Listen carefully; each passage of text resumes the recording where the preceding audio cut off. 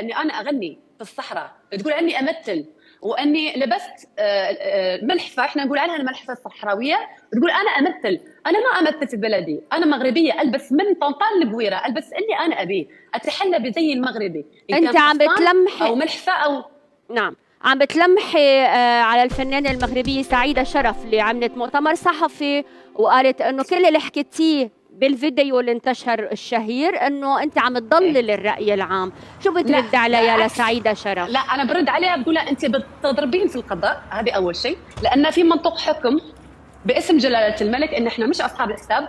وجميل انها طلعت في الندوه وقالت انه احنا مش اصحاب الحساب. 4 سنوات وانا في صمت قاعده اتعذب من هذه الانسانه، لانها تقول لا انا صاحبه الحساب. فجأة طلعتي بعد 4 سنوات و5 سنوات تقولي انه مش انا صاحبة الحساب، فقط لانه في تواصل بيني وبينه.